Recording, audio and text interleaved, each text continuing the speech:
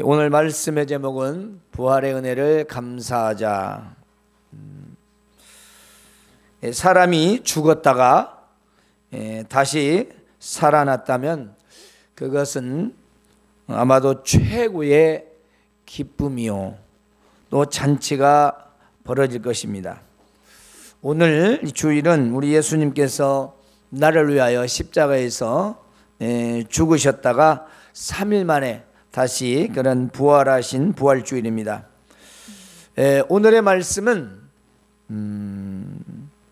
베드로 사도가 소아시아 지역, 그 소아시아 지역에 있는 그 흩어진 유대인들과 그리고 이방인 그리스도인들에게 보내는 예수님의 그 부활의 메시지입니다. 이들은 고국이 아닌 타국에서 나그네의 삶을 살고 있었습니다. 사실 이들은 나라를 잃어버려 고국에 가도 식민지의 삶을 살아야 했지요. 우리가 알다시피 이스라엘은 1945년 5월 15일 그게 공식적인 독립기념일입니다. 그 전까지는 다른 나라에서 맨 마지막에 영국의 통치를 받고 살았던 것이죠. 우리는 1948년 8월 15일 우리보다 한 3년 정도 빠르게 그렇게 그들은 말하자면 해방이 되었던 거지요. 그러니까 우리가 이 말씀이 그들에게는 얼마나 큰 위로와 소망이 되었을까 하는 것을 우리는 생각하면서 오늘 말씀을 들었으면 좋겠습니다. 우리도 36년의 그런 식민 통치를 받았고 일본에 가서 살았던 그분들의 그 이야기, 예를 들어보면 참으로 가슴이 미어지죠. 그 가운데 소망은 오직 나라의 독립이었을 것입니다.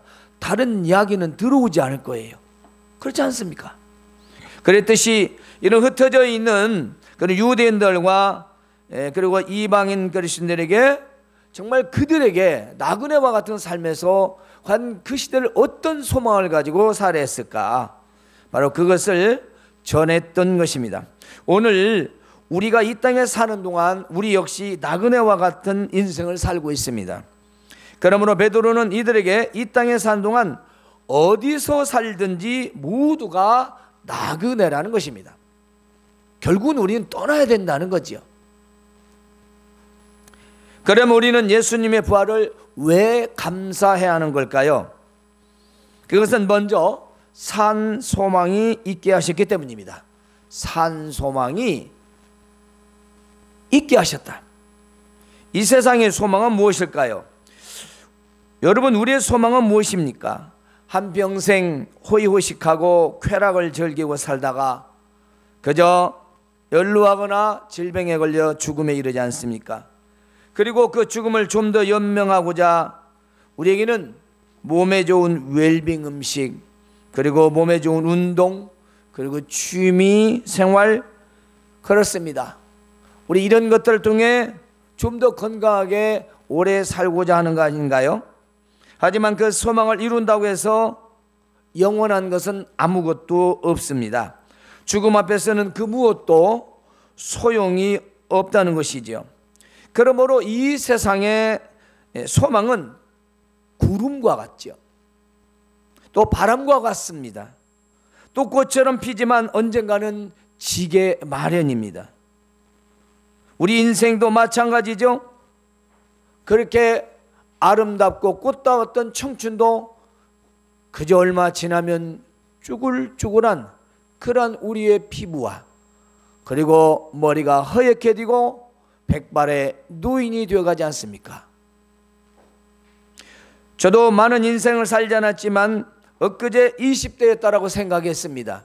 지금도 마음은 역시 청춘입니다. 그러나 누가 봐도 저는 젊은 사람이 아닙니다. 그렇지 않습니까? 이제는 관공서 가면 다 아버님, 심지어는 다른 할아버지, 이제 어르신도 지나갔어요. 이제는 아버님, 저 할아버지. 글쎄요, 그 할아버지 소리 들리는 것 같지 않은데 제가 결혼할 때 나이를 생각해 보니까 할아버지 소리 듣게 생겼어요. 아들이 곧 30이 되더라고. 장가 가면 제가 할아버지 되겠죠. 손자 나서. 우리 인생은 이와 같이 어느새 모르게 우리의 소망을 이루고자 하지만 그 소망과 함께 인생은 덧없이 흘러간다는 것입니다. 따라서 어떤 성공과 쾌락과 즐거움의 인생을 살았을지라도 이 소망은 죽은 소망이라는 것입니다. 그것은 죽음과 함께 끝나기 때문인 것입니다. 하지만 우리에게는 산 소망이 있습니다. 이 산 소망은 곧 내가 죽어도 살아있는 소망이며 예수님의 부활로서 우리에게 주신 아주 가장 큰 선물인 것입니다. 그러므로 예수님의 부활은 우리에게 가장 큰 은혜요 최고의 선물입니다. 예수님의 부활이 없다면 우리는 살아도 절망 중에 살아야 했습니다. 부활도 없고 영생 복락도 없을 것입니다. 그리고 세상의 소망을 바라보다 허무한 죽음과 함께 영원한 지옥의 형벌을 받아야 했습니다. 하지만 예수님의 죽으심과 부활하심으로 우리 부활과 영생의 산 소망을 주셨기 때문입니다. 그러므로 우리는 살아계신 하나님 아버지께 찬송을 해야 합니다. 그것은 하나님의 그 많으신 그 긍휼대로 예수님을 죽은 자 가운데서 부활하게 하심으로 인하여 우리를 다시 태어나게 하시고 산 소망을 주셨으니 우리는 바로 그 은혜를 감사해야 한다는 것입니다. 어떤 분이 저에게 카톡으로 상담을 해왔어요. 누군지는 몰라요. 알 수 없으니까 고민이 있대요. 신앙생활에도 믿음이 의심이 가고 그리고 지옥이 얼마나 크네요.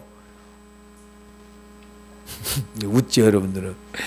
그 많은 사람들이 다 지옥을 가면 어떻게 있을 자리가 있느냐요 저한테. 카톡 보여드릴까요? 진짜예요. 그러시냐고. 지옥은 육신이 가는 곳이 아니고 영혼이 머무는 곳인데 장소와 넓이와 관계없이 그건 하나님께서 다 주관하시고 다스립니다. 염려하시도 안 해도 됩니다. 또 계속 물어보는 거예요. 믿음 의심이 간다고. 그래서 믿음 의심이 가시냐고. 뭐 어떤 믿음이 의심이 가느냐 이런저런 얘기를 해요. 그래서 제가 히브리서 1장 11장 1절에 있는 말씀하고 또 고린도서 10장 17절에 있는 말씀을 제가 문자로 드렸습니다. 믿음은 바라는 것들의 실상에 보이지 않는 것들의 증거고 믿음은 들음에서 나고 들음은 그리스도의 말씀이다. 이게 말씀을 잘 들어야 믿음이 생깁니다. 그리고 지옥은 전능하신 하나님께서 다 관리하시니까 그런 염려하지 마시고 교회에 나가셔서 하나님 말씀 잘 들으시고 믿음 생활 성실하게 하시라고. 네, 좋은 말씀 감사합니다. 그리고 맺었어요. 여러분 세상에 신앙생활에도 그렇게 지옥, 천국 고민하는 사람들이 있어요. 제가 왜 이 말씀 드리냐면 오늘 우리가 산소망, 우리의 믿음에 확신이 없으면 우리는 진짜 염려하지 말아야 할 것도 염려를 하게 됩니다. 따라서 우리에게는 예수님의 부활하심으로 산소망을 주셨으니 감사하시기 바랍니다. 두 번째는 하늘의 유업을 잊게 하셨습니다. 하늘의 유업을 받게 하셨다 그 말씀입니다. 하늘의 유업이란 무엇일까요? 그것은 축복과 천복을 의미합니다. 따라서 예수님의 부활하심으로 하늘의 축복을 받게 되었다는 것입니다. 많은 사람들이 세상에서 부귀 영화를 누리고 자식들에게 유업으로 물려주려고 애를 쓰고 있습니다. 심지어는 하나님이 주인이신 교회를 사람의 마음대로 세습하여 무리를 일으키기도 합니다. 하지만 이 세상의 모든 유업이 아무리 좋고 화려해도 결국 썩어지며 더럽고 시들어가며 나의 죽음과 함께 사라져가는 것이지요. 세상의 물질과 명예와 권세가 얼마나 길던가요? 권불 10년이고 명예도 화관이고 재물은 물질과 같은 것입니다. 지금 이 시대에 우리 눈으로 우리는 보고 있고 귀로 듣고 있지 않습니까? 날마다 뉴스에 나오지 않습니까? 권세와 명예와 그리고 이 시대에 얻을 수 있는 성공이 사람의 그 소망이 얼마나 허무한가를 우리는 눈으로 보고 있습니다. 그렇지 않습니까? 권세가 있어도 명예가 있어도 그리고 우리의 명예화에 우리의 재물이 있어도 우리는 마음대로 되지 않습니다. 그럼에도 불구하고 세상 사람들은 그것을 위하여 목숨을 내어놓기도 합니다. 참으로 안타까운 일이지요. 이것은 기한이 있고 언제까지 보장받을 수 있는 것이 아닙니다. 하지만 예수님의 부활하심으로 인하여 우리에게는 이제 이 세상의 유업이 아닌 영원한 하늘의 유업인 축복과 천국을 기업으로 받을 수 있게 된 것입니다. 이 하늘의 축복인 유업은 썩지 않고 더러워지 않고 그리고 쇠하지 아니하는 하늘에 간직된 것입니다. 즉 보관되어 있다 이 말씀입니다. 세상 사람들은 수많은 재물과 명예를 얻고 큰 권세를 가졌어도 이 하늘의 유업을 받을 수는 없습니다. 그러나 비록 우리는 세상에 유업이 없을지라도 썩지 않고 쇠하지 아니하는 하늘의 영원한 천국이 나를 위해 보존되어 있음을 감사해야 할 것입니다. 그리고 세상의 귀한 것을 자식들에게 물려주는 것도 좋지만 먼저 하늘의 유업을 물려주기를 우리는 원해야 하는 것입니다. 즉 자녀들에게 후손들에게 천국을 기업으로 얻을 수 있는 믿음을 물려줘야 하는 것입니다. 그것이 이 세상에서 가장 좋은 유업인 것입니다. 그리고 그것이 유산인 것입니다. 믿음보다 더 좋은 유업, 믿음보다 더 좋은 유산이 없습니다. 아이들은 엄마 아빠 신앙생활하는 것 본대로만큼 합니다. 더하지 않습니다. 딱 그만큼입니다. 왜냐하면 듣고 본 것이 그거밖에 없으니까 하나님의 충만한 은혜가 임하기 전까지는 적어도 그 이상은 할 수가 없습니다. 다시 한번 예수님께서 죽음에서 부활하심으로 하늘의 유업을 우리가 받을 수 있게 된 것을 감사하시기 바랍니다. 다음은 하나님의 능력으로 보호하심을 받게 되었습니다. 예수님이 부활하심으로 말미암아 우리는 산 소망을 가지게 되었고 우리는 하늘의 유업을 받을 수 있으며 세 번째로는 하나님의 능력으로 보호하심을 받는다는 것입니다. 우리가 산 소망을 가지고 살아가지만 그리고 믿음을 가지고 살아가지만 우리에게는 여러 가지 시험이 있을 수 있다는 것입니다. 그리고 그 시험은 잠깐, 이 말은 세상 사는 동안입니다. 잠깐이 눈 깜짝할 사이 그런 걸 표현한 게 아니라 이 세상 사는 동안을 말하고 있습니다. 그러니까 우리가 믿음을 가지고 살지만 이 세상 사는 동안은 그 시험 때문에 근심을 할 수도 있다 그 말씀입니다. 하지만 우리는 오히려 기뻐해야 한다는 것입니다. 베드로 사도도 그것을 너희가 알고 있고 기뻐하지 않느냐라고 반문합니다. 시련이 있고 시험이 있어도 근심이 되어도 우리는 그걸 크게 기뻐할 수 있다는 것입니다. 그것은 우리가 예수님의 죽으심과 부활을 믿는 믿음은 하나님 아버지의 보호하심을 받기 때문이라는 것입니다. 즉 그것은 우리의 믿음을 통하여 하나님의 능력으로 보호받기 때문인 것입니다. 다시 말하면 우리의 믿음은 하나님의 능력을 행하시는 도구가 된다는 것입니다. 다시 한번 말씀드릴게요. 여러분의 믿음은 하나님의 능력을 행하시는 도구가 된다는 것입니다. 우리가 그 믿음을 소유해야 한다는 것입니다. 예수님의 부활하심을 믿는 그 믿음, 이건 엄청난 겁니다. 사람이 죽었다가 다시 살아났다는 것을 믿음이 아니면 믿을 수가 없는 것입니다. 아무리 내가 믿고 싶어도 믿어지지 않는 것입니다. 그래서 세상 사람들은 믿지 않습니다. 자기가 믿어지는 것만 믿기 때문인 것입니다. 우리는 오늘 우리의 믿음이 하나님의 능력을 행하시는 도구가 된다는 사실, 이 사실을 꼭 기억하시길 바랍니다. 그러므로 우리의 삶 속에서 크고 작은 시험들이 있을 수 있습니다. 또한 우리가 이 땅에 사는 동안 그 시험은 계속될 것입니다. 그러나 우리가 믿음을 지키면 바로 하나님의 능력으로 보호하심을 받게 된다는 것입니다. 그러므로 여러분, 세상에 살아가면서 여러분이 당하는 모든 시험과 시련들을, 그 시험을 믿음을 통하여 이기시기를 바랍니다. 우리는 믿음을 지킬 때 하나님의 능력이 나타난다는 것입니다. 그리고 우리는 그 하나님의 그 능력을 통해서 보호하심을 받게 되는 거죠. 성경의 모든 역사가 다 마찬가지입니다. 창세기에서 계시록에 이르기까지 모든 믿음의 선진들이 그 죽을 고비에서도 믿음을 지켜서 하나님의 보호하심을 받았고, 설령 죽는다 할지라도 그는 영광의 자리에 갔던 것입니다.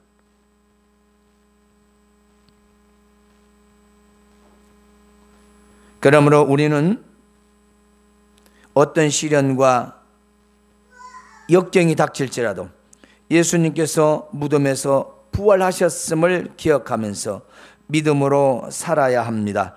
그러면 하나님 아버지께서 능력으로 지켜주시고 보호해 주실 줄로 믿습니다. 우리는 인간의 힘과 능력으로 보호를 받아도 굉장히 안심을 하지요. 쉽게 말하면 내 보디가드만 있어도 우리는 큰 걱정을 하지 않습니다. 여기 혹시 보디가드 있나요? 여자들은 남친 생기면 보디가드라고 하더라고요. 그러다가 좀 사랑하게 되고 나면 도둑놈이라고 한다지요. 왜 그런지는 잘 모르겠지만 물어보기가 좀 곤란하네. 왜 그런가 몰라도 도둑놈이라고 한대요. 여러분, 우리 사람에게 사람 하나만 붙어 다녀도 굉장한 보호를 받는다고 생각합니다. 또 많은 재물과 권세와 명예를 가져도 사람을 두려워하지 않습니다. 가진 거 있는 사람들은요, 사람을 두려워하지 않아요. 왜냐? 자기가 가진 것이 많기 때문에 그것이 자신을 보호해 줄 거라고 믿습니다. 지금 미국의 핵 추진 항공모함 칼빈소가 우리 동해에 정박했죠. 이 칼빈소는 자그마치 길이가 333m래요. 잘 기억이 안 되죠? 축구장 3배랍니다. 그런데요, 폭이 77m고 높이가 20층 건물 높이랍니다. 엄청납니다. 핵연료를 사용하고 있어가지고 20년 동안 연료 주입이 필요 없어요. 20년 동안 연료 주입 않고도 계속 운행할 수 있어요. 속도가요, 그 엄청난 것이 거의 60km가 됩니다. 굉장히 빠른 겁니다. 물에서 60km면 이것은 어마어마한 속도죠. 여러분, 그 칼빈소는요, 이 전폭 전투기가 약 24대 포함해서 또 대잠수기라고 합니다. 이 대잠수함기가 또 있고요. 하여튼 여러 헬기까지 포함해서 각종 이 항공기가 80대가 탑재하고 있대요. 또 승무원이 7,500명이나 되고요. 유사시 30초마다 전투기 한 대씩 발진합니다. 30초마다 전투기 한 대씩 날아가는 거예요. 어마어마하죠. 어떻습니까? 그런 거 한 대 있으면 좋겠지요. 이것은 웬만한 중소나라 해군 공군력과 맞먹답니다. 웬만한 중나라 그 전체 공군 해군 전투력과 맞먹는데요. 어마어마한 거죠. 그런데 미국은 이런 게 10대나 있고요, 한 대 더 만들고 있대요. 그야말로 미국은 지상 최고의 전투력을 갖추고 있다고 합니다. 과연 이것이 세상과 우리를 얼마나 보호해 줄 수 있을까요? 사실 외적으로는 보호인 것 같지만 만일 북한 이야기 올라 화학김에 서울에다 집중 부하하면 다 막을 수는 없는 것입니다. 그냥 북한과 우리는 불바다가 되는 거죠. 어제 뉴스에 북한이 만일 미국이 선제 공격하면 한국에 있는 미군 공군기지를 단 몇 분이면 초토화시킬 수 있다고 말했습니다. 즉 미군이 한국에서 북한에 한 번 공격하는데 출발은 30분 정도가 걸린대요. 그러죠? 부산에서 동해에서 거 가려면 평양까지 중요지에 가려면 그럼 방 뜨면 공격은 날라올 거 아니겠습니까? 그러면 북한에서 다 보겠지요. 그러면 그 30분 안에 가만히 있겠습니까? 가만히 있겠어요. 자, 또 설사 한 방 먼저 공격받았다. 그러면 다 공격되지는 않을 겁니다. 한 군데 남아있겠지, 어딘가는. 네. 그러면 단 몇 분, 5분 안에 미군 공군들이 다 박살을 낸다는 것입니다. 물론 뭐 우리가 그 상황을 겪어봐야 알겠지만은 눈에 보이는 인간의 강한 무기가 우리를 보호해 줄 수는 없다는 것입니다.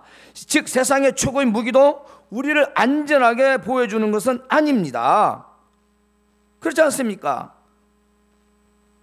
눈에 보이는 그런 강력한 무기가 과연 우리를 보호해 줄까요? 그렇게 믿습니까? 마찬가지입니다. 북한도 마찬가지고 미국도 마찬가지고 누군가는 쓰면 누구도 대응을 할 거 아니겠습니까? 완벽 완전하게 이길 수는 없다는 거죠. 하지만 보이지 아니하시는 전능하신 우리 아버지 하나님의 능력으로 우리를 보호하신다면 우리는 어떤 상황에서도 또 이 세상에서도 그리고 저 영원까지 가장 안전한 보호가 될 줄로 믿습니다. 여러분, 보이는 그 강력한 힘과 무기보다 보이지 않는 하나님의 능력을 믿으시기를 바랍니다. 하나님은 죽은 자도 살리셨습니다. 아무리 강한 무기가 있어도 그를 죽일지라도 살릴 수는 없습니다. 말장난 같지만 아무리 죽여도 하나님이 살리면 살립니다. 아무리 강한 전투 무기가 있어도 그것도 한 방이면 끝납니다. 그것도 비바람 몰아치고 폭풍우 몰아치면 아무 쓸모도 없습니다. 비행기도 못 뜹니다. 뭐 쏘지도 못합니다. 그렇잖아요? 아무리 최첨단무기가 돼도 하나님이 하신 일수는 어쩔 수가 없는 것입니다. 그럼에도 불구하고 사람들은 보이는 강력한 힘에 얼마나 많이 의지하고 그것에 소망을 두고 살까요? 우리는 보이지 않는 하나님의 능력으로 말미암아 보호하심 받으시기를 바랍니다. 네 번째는 칭찬과 영광과 존귀를 얻게 하셨습니다. 우리가 산 소망을 가지고 부활의 믿음으로 살아가지만 또한 우리에게 시험은 반드시 있다고 했습니다. 이 시험은 하나님께서 우리의 믿음을 단련해서 불로 태워도 없어지지 않는, 즉 불로 태워서 없어지는 금보다도 더 귀하게 하시기 때문이라는 것입니다. 이 시험은 바로 우리를 귀하게 하는 연단의 과정인 것이죠. 훈련이 없는 병사는 전쟁터에 쓸모가 없습니다. 우리 신앙의 믿음에도 연단이 반드시 필요합니다. 믿음의 연단을 통하여 믿음이 단련되고 그리고 성숙해지고 우리를 귀하게 만드는 과정이 되는 것입니다. 때문에 시험을 통하여 믿음이 단련되어 장차 예수님 다시 오실 때 우리가 칭찬과 영광과 존귀를 얻게 하시려는 것입니다. 그러므로 우리의 시험과 시련, 우리가 하는 모든 고통들을 우리는 바로 부활의 그 믿음으로 말미암아 견뎌내야 하는 것입니다. 우리의 견딤과 인내 끝에는 칭찬과 영광과 존귀를 받게 되는 것입니다.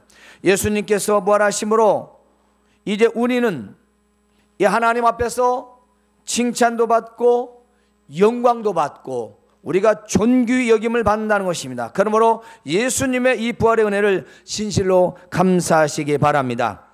우리는 고난을 겪지 않으면 그 고난에 대한 감격과 기쁨이 없습니다. 쉽게 말해서 여러분이 한 3일 동안 굶어 보십시오. 밥이라는 게, 반찬이라는 게 짜고 싱겁고 맛있고 그거 없습니다. 그냥 밥 갖다 주면 밥이 그냥 꿀맛입니다. 바퀴벌레도 먹을 것으로 보여요. 안 해봤어요? 해보세요. 그럼 딱 3일만. 얼마나 3일 힘들면 담을 넘는다고 하겠어요. 예? 일주일까지 하지 마시고, 왜냐하면 장례시장 갈지도 모르니까 3일만 딱 한번 해보세요. 완전 금식. 예? 3일 굶으면 담 안 넘을 놈 없다고 하잖아요. 여자는 아닌가 봐요. 그러니까 배가 얼마나 고픈지 3일이겠어요. 물론 저도 뭐 3, 4주 금식을 해봤지만, 여러분 그 굶은 뒤에 먹는 밥이라는 건 엄청나게 맛있을 것입니다. 먹고 싶어도 많고 이것도 먹고 저것도 먹고, 그래서 금식해서 몸 조절 잘 해놨더니 다시 며칠 만에 또 이렇게 근대수가 또 늘어나는. 예, 너무 잘 먹어서. 음식 그렇습니다. 우리의 신앙 중에 고난이 없다면 장차 영광도 없다는 것입니다. 우리의 신앙 가운데 시련이 없이는, 시험 없이는 우리의 존귀와 영광도 없다는 것입니다. 때문에 여러분 반대로 여러분이 당하는 시련과 시험을 통해서 이것이 장차 내가 주 앞에서 받을 칭찬과 영광과 존귀구나 라고 기뻐하시기 바랍니다. 이놈의 시험이 왜 왔는가, 이 고통이 왜 왔는가. 그러면 하나씩 칭찬도 던져버리고 영광도 던져버리고 존귀도 발로 차버리는 겁니다. 왜냐? 이 세상은 영원한 것이 아니기 때문에. 여러분의 생활이 고달파도 얼마나 깁니까? 성경대로는 잠깐입니다. 잠깐입니다. 여러분 돌아보십시오. 지금 나이에 엊그제 같으지요? 금방입니다. 영원하지 않습니다. 여러분, 우리가 때문에 예수님께서 부활하심으로 말미암아 우리는 영원한 산소망을 주셨고 천국을 유업으로 받을 수 있게 된 거며, 우리는 하나님의 보호를 받을 수 있게 된 것입니다. 그리고 마지막 우리는 주 앞에 섰을 때 우리는 잘했다 칭찬받고, 우리는 영광의 자리에 앉으며, 우리는 이 세상에서 피천하고 우리는 비난받으며 살았을지라도 거기서는 존귀히 우리는 여김을 받게 될 거라는 것입니다.